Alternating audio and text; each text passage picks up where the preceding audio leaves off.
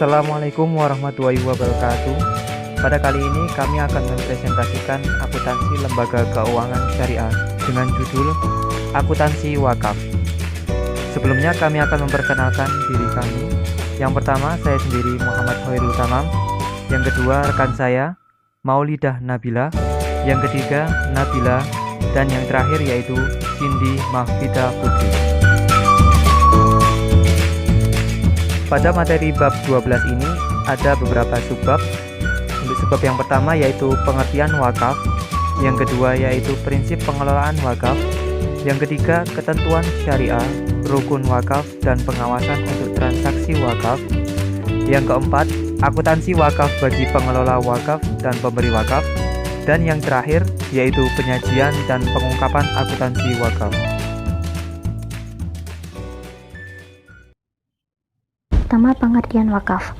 Wakaf adalah melepas kepemilikan atas harta yang dapat bermanfaat dengan tanpa mengurangi nilai bendanya untuk diserahkan kepada perseorangan atau kelompok organisasi agar dimanfaatkan untuk tujuan-tujuan yang tidak bertentangan dengan syariat. Lalu, prinsip-prinsip pengelolaan wakaf. Yang pertama, seluruh harta benda wakaf harus diterima sebagai sumbangan dari wakaf dengan status wakaf sesuai dengan syariah. Lalu yang kedua, wakaf dilakukan tanpa batas waktu, jadi tidak terbatas ya waktunya. Lalu, wakif mempunyai kebebasan memilih tujuan sebagaimana yang diperkenankan oleh syariah. Jadi wakif atau penerima wakaf diperbolehkan untuk menggunakan harta benda wakaf itu sesuai yang diinginkan, akan tetapi yang diperkenankan oleh syariah. Lalu yang terakhir, jumlah harta wakaf tetap utuh dan hanya keuntungannya saja yang akan dibelanjakan untuk tujuan-tujuan yang telah ditentukan oleh wakif.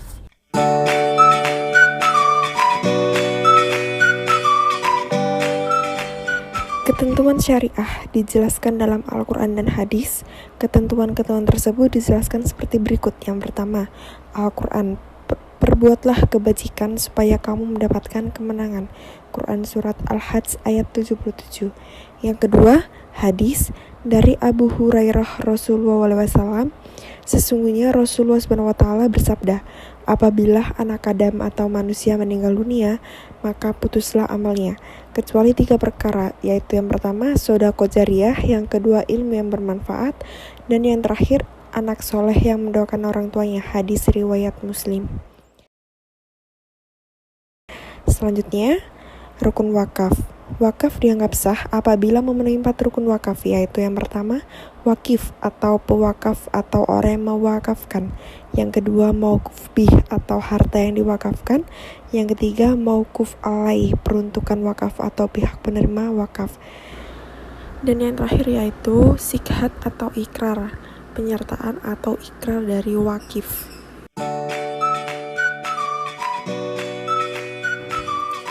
Pengawasan syariah.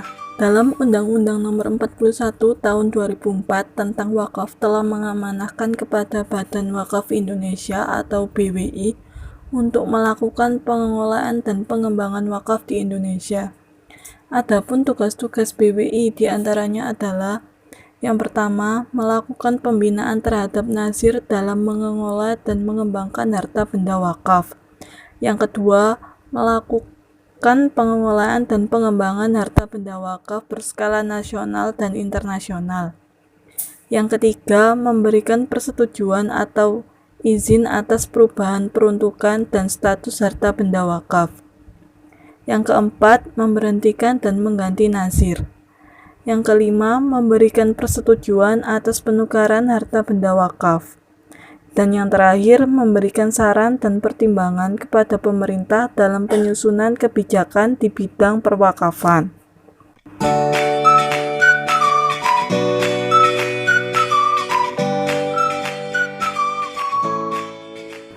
Akuntansi bagi pengelola wakaf. Yang pertama, penerimaan aset wakaf diakui pada saat entitas wakaf memiliki kendali secara hukum dan fisik atas aset tersebut. Aset yang diterima dalam bentuk kas akan diakui sebesar nilai kas yang diterima, dan jika dalam bentuk non-kas akan diakui sebesar nilai wajar, termasuk emas. Contoh penerimaan dana wakaf berupa kas. Pada tanggal 5 Maret 2019, entitas wakaf menerima janji wakaf berupa uang tunai sebesar 5 juta dari Bapak Mahmud. Dana tersebut diterima pada rekening entitas wakaf tanggal 31 Agustus 2019. Jurnal untuk transaksi tersebut ialah pada tanggal 31 Agustus, kas pada penerimaan permanen kas sebesar 5 juta rupiah. Lalu yang kedua, hasil pengelolaan dan pengembangan wakaf merupakan tambahan aset yang bersumber dari aset wakaf, akan diakui sebagai penghasilan yang berasal dari wakaf, dapat berupa pendapatan bagi hasil, pendapatan sewa, dividen, dan sebagainya. Contoh pendapatan dari wakaf. Aset wakaf berupa tanah dan bangunan disewakan, sehingga menghasilkan pendapatan sewa sebesar 35 juta untuk 1 tahun, yang diterima di muka pada tanggal 4 April 2019. Jurnal pencatatan pada penerimaan uang muka sewa dan pengakuan pendapatan sewa adalah pada tanggal 4 April dicatat sebagai kas pada pendapatan diterima di muka sebesar 35 juta, dan pada tanggal 4 Mei 2019 dicatat pendapatan diterima di muka pada pendapatan sewa sebesar 3 juta. Lalu yang ketiga, imbalan nazir didasarkan atas hasil neto pengelolaan dan pengembangan aset wakaf yang telah direalisasikan dalam bentuk kas atau setara kas pada periode berjalan. Secara tidak langsung, perhitungan imbalan nazir secara basis kas. Baik, selanjutnya akuntansi wakaf bagi pemberi wakaf, atau disebut juga dengan akuntansi wakif, di mana wakif mengakui aset wakaf yang diserahkan secara permanen kepada nazir sebagai beban sebesar jumlah tercatat dari aset wakaf. Kemudian wakif mengakui aset wakaf yang diserahkan secara temporer kepada nazir sebagai aset yang dibatasi penggunaannya.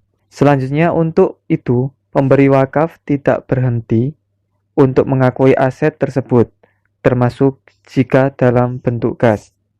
Maksudnya yaitu, wakif tidak diberhentikan pengakuan atas penyerahan aset wakaf temporer berupa kas yang disebabkan nazir berkewajiban untuk mengembalikan aset tersebut kepada wakif setelah selesainya jangka waktu wakaf. Klasifikasi aset wakaf yang dibatasi penggunaannya akan diungkapkan dalam catatan atas laporan keuangan.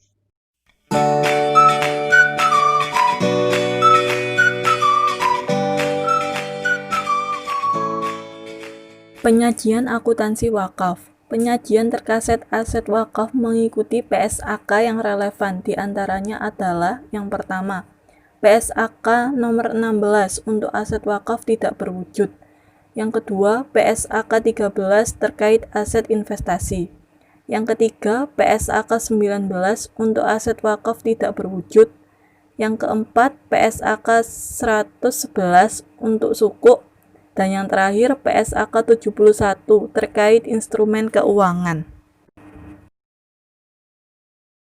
Pengungkapan akuntansi wakaf.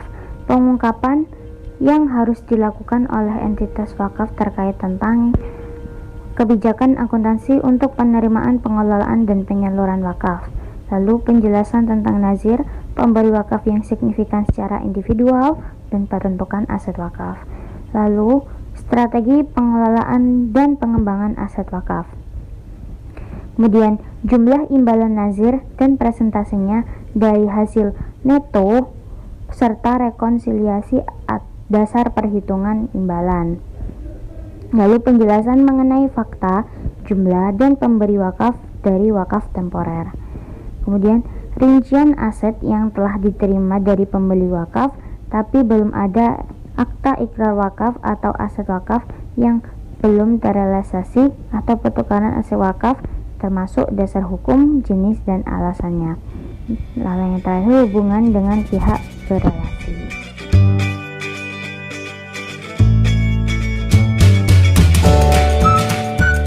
Baik, itu tadi pembahasan mengenai akuntansi wakaf. Apabila ada yang bertanya, bisa didiskusikan melalui pada.umg.ac.id.